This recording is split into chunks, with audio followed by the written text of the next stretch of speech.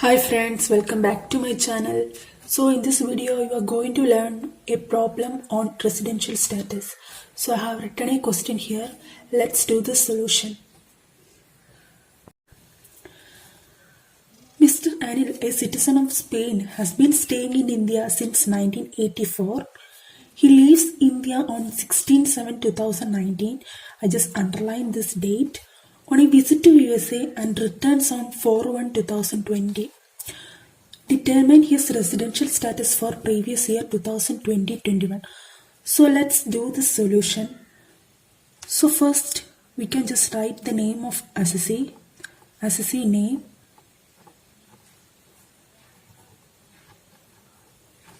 Assessee name is Mr. Anil. Then we can write the previous year. You just write like this. It is very easy to calculate the problem. So previous year starts on 1/4/2019 to 31st March 2020. I hope this is clear to you. Then we can write our assessment year. Assessment year starts on 1/4/2020 to next year of 31st March. So I hope this is clear to you. So it's very easy to calculate the problem if we write like this. In question it is mentioned that he was staying in India since 1984. So he leaves India on 16/7/2019 of the previous year and he came back on 4/1/2020 of the next year. So let's do this problem. We can just write like this. He leaves India on 16/7/2019 and returns to India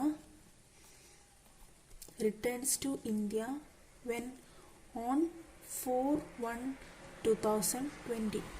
So as I have written here, our previous year starts on 1/4/2019 to 31st March 2020. He leaves India on 16/7. So before that he was staying in India. So we can just write like this. So we can write like this. On 1/4/2019 to 16/7/2019 he was in India. Am I right? So let's calculate the number of days from April to July 16. April plus May plus June plus July 16. That is, as we know, April is 30 days plus 31 plus 30 plus 16. That is equal to 107 days. Next in question it mentioned that he returns on 4/1/2020. As I have written here, our previous year starts on 1/4/2019 to 31st March 2020. So he came back on in between this 1 year. So let's calculate the number of days again. I hope this is clear to you. So let's start from he came back on 4/1/2020 to 31st. He was in India.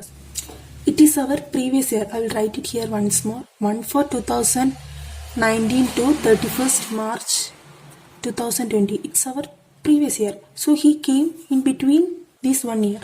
So let's now calculate the number of days from. We have to include this 4 also. 4/1/2020, that is January 4 to 31st March 2020. We have to calculate the number of days. That is January 4 to 31st plus February 29 days is there. So it is a leap year plus March 31st. That is equal to 87 days is there. So when calculating the total number of days is equal to how much? 107 plus 87 days. That is equal to 194 days he stays in India. So As we know, the basic condition number 1 tells that the person must be in India in the previous year for a period of 182 days. So he satisfies basic condition number 1 in this question. We need to again calculate the basic condition number 2 as the first basic condition is already satisfied. If the first basic condition is not satisfied, you have to go to the second basic condition. I hope it's clear to you. Right here, basic condition number 1 satisfied as he stays 194 days in India. I hope it's clear to you. Now let's move on to our additional condition. We can check our additional condition as the question mentions he was in India from 1984 and he leaves on 16/7/2019. So from 1984 to 16/7/2019 he was in India. As our additional condition tells that he should be in India for 729 days out of 10 previous year immediately preceding the relevant previous year, and he should be in India for 729 days out of 7 year immediately preceding the relevant previous year. So as our previous year is 2019-2020, we can clearly understand that from out of 7 years of the previous year immediately preceding the previous year and out of 10 years immediately preceding the previous year, he was staying in India. I will write it here. I have written here, he was in India since 1984 and he leaves on 16/7/2019.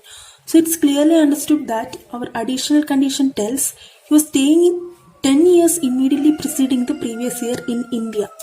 As he was staying in India from 1984, we can clearly understood that he satisfies additional condition number 1 and 2.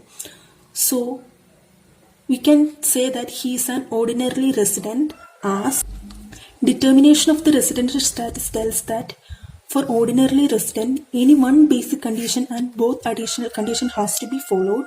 So in this question, one basic condition and both additional condition is followed. So we can tell that he is an ordinarily resident. I hope this question is clear to you. If you have any doubt, you can comment below. I'll clear you. So if you like this video, please do like, share, subscribe to my channel. Thank you.